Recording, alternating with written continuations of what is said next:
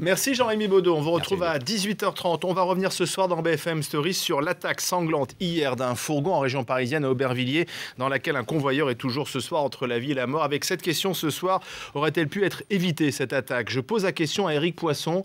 Bonsoir. Bonsoir. Vous êtes le délégué régional Île-de-France pour le syndicat des convoyeurs de fonds, le SNA Sud. Je pose cette question parce qu'on a appris aujourd'hui que la société de transport de fonds en question, la société TAS, avait été épinglée pour des problèmes de sécurité dans une enquête administrative au mois de janvier. Est-ce que vous pouvez nous en dire plus ce soir? Alors, première chose, je vais répondre à votre question. Oui, l'attaque du fourgon blindé aurait pu être évitée. Ça, c'est net et clair. Et concernant qu'elle soit épinglée pour le manquement de la sécurité au niveau de ses salariés, ça ne m'étonne pas du tout. Pourquoi? Parce que nous, à l'époque, en commission de sécurité des préfets où j'exerce, nous avions dénoncé des lacunes de formation, des séances de tir, la réglementation des fourgons blindés, des trucs comme ça. Bon. Et pourquoi ces lacunes? Parce qu'aujourd'hui, on ne parle plus de sécurité, on parle de rentabilité, monsieur. C'est qu'aujourd'hui, on est plus axé sur faire du chiffre, et certaines sociétés de transport de fonds négligent sur la sécurité parce que la sécurité a un coût. Mais de fait que si demain, aujourd'hui, les sociétés de transport de fonds ne peuvent pas payer la sécurité, c'est qu'eux-mêmes cassent les prix au niveau le prix de revient de chez un client. Ce qui veut dire qu'aujourd'hui, il y a certaines sociétés de transport de fonds qui vendent à un prix des dessertes à 20 € au lieu qu'elles devraient se vendre entre 45 et 50 €. Donc on fait des économies sur la sécurité? Oui, tout à fait. Aujourd'hui, malheureusement, c'est fort regrettable, c'est que beaucoup de sociétés ne jouent pas le jeu. Il y a des décrets en vigueur. Ça gagne combien un convoyeur de fonds en moyenne? Alors, en salaire brut, sans compter les primes, 1 500 € brut, et avec une prime de risque environ 1 800 €, tout dépend des grades, conducteurs, gardes et chauffeurs. Alors, on a appris également aujourd'hui que le convoyeur blessé, qui est dans un état grave, hospitalisé, ne portait pas son gilet pare-balles, semble-t-il, parce qu'il avait des problèmes aux côtes, et ça lui faisait mal, en fait, ce gilet, donc il ne l'avait pas mis ce jour-là, il l'avait laissé au fond du fourgon. Alors, écoutez, d'autre part, si le convoyeur n'avait pas mis son gilet pare-balles, bon, malheureusement, c'est fort regrettable, mais posez-vous la question, s'il n'avait pas mis, pourquoi? Parce qu'aujourd'hui, les sociétés de transport de fonds, quand un convoyeur prend son service, on lui met un gilet pare-balles dans les mains, voilà, débrouille-toi avec. Ça veut dire qu'aujourd'hui, il y a des convoyeurs qui ont des gilets pare-balles pas adaptés à leur corps. C'est-à-dire que si demain, vous mettez un gilet pare-balles, on va dire, qui est un peu serré, donc un peu serré, il est fort possible que le gilet ne convienne pas, soit il dépasse et tout ça. Maintenant, aujourd'hui, on parle de gilet pare-balles. Vous avez raison. Il y a une loi qui dit qu'on doit avoir des normes de gilet pare-balles. Aujourd'hui, monsieur, il y a des sociétés de transport de fonds qui ont des gilets pare-balles en par-éclat. Donc, en des par-éclat, ce qui veut dire le petit calibre, qui résiste au petit calibre.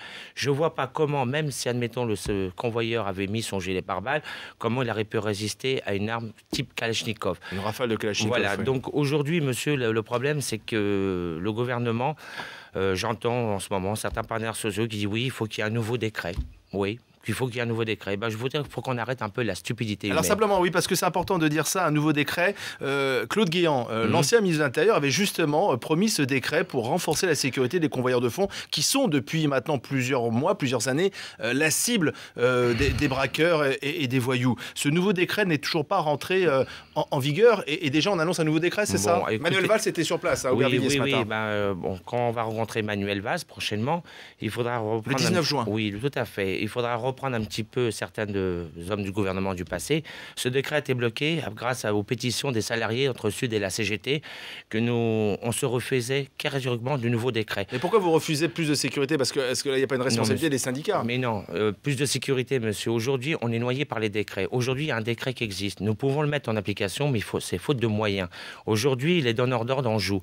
Qu'est-ce que vous voulez? Ce nouveau décret ne parlera pas au niveau de la sécurité. Oui, mais parce que, par exemple, aujourd'hui, on nous explique qu'il y a des systèmes qui permettent de protéger l'argent transporté et qui rend inutilisable d'ailleurs cet argent par des systèmes de traces sur les billets. De billets maculés, par exemple. Voilà, de billets maculés. Donc, effectivement, avec ces systèmes-là, ça détournerait les voyous des convois et des fourgons. Alors, vous allez me dire que je suis un peu têtu, mais c'est mon caractère.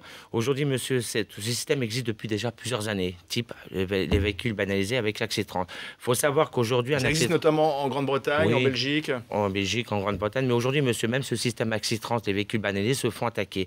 Parce qu'aujourd'hui, monsieur, il y a des sociétés de transport de fonds qui, en plus des transports des valises intelligentes, des sociétés se permettent de transporter de la monnaie métallique, comme la loi de l'Intérieur interdit. Le billet, aujourd'hui, doit être transporté uniquement dans les valises banalisées. Mais aujourd'hui, des sociétés de transport de fonds, pour un coût de remointe économique, on livre la monnaie. Donc, on incite aujourd'hui la délinquance. Donc, les braqueurs visent aussi la monnaie. La monnaie, aujourd'hui, on est Un dernier mot, parce qu'il nous reste quelques secondes maintenant.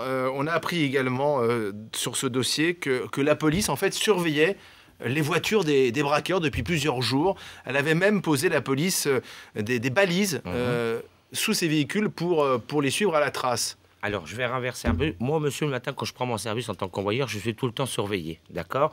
Maintenant que si la police a mis des balises au niveau pour suivre les gangsters... On a peut-être pu éviter ce braquage. Oui, mais on aurait pu déjà éviter le braquage que si les emplacements des transporteurs de fonds étaient mis en place, c'est-à-dire accolement total. Aujourd'hui, les mairies et les donneurs d'ordre ne donnent pas les moyens. Il y a des décrets, monsieur. Aujourd'hui, c'est comme on dit, ce braquage, même si la police avait pisté le fourgon blindé, du moins ces gangsters, monsieur, je ne vais pas rendre coupable la police, parce qu'on ne va pas rentrer dans le truc. Moi, monsieur, le matin, quand je prends mon service le matin dans le truc, je suis surveillé aussi. On a chacun notre métier. La police est là pour tracter les gangsters et nous, on se fait courser par les gangsters. Éric Poisson, vous avez en tout cas beaucoup de choses à dire à Manuel Valls, ministre de l'Intérieur, que vous rencontrerez le 19 juin prochain. Et à mon avis, avec les convoyeurs aussi, parce qu'ils sont très en colère. Merci. Dans un instant, nous partons au Mans. Pourquoi le Mans? Parce que c'est la ville qui accueille le dernier match de préparation des Bleus avant l'Ukraine. Nous serons sur place dans un instant, avant le match ce soir 21h, avec Jean Esséquier.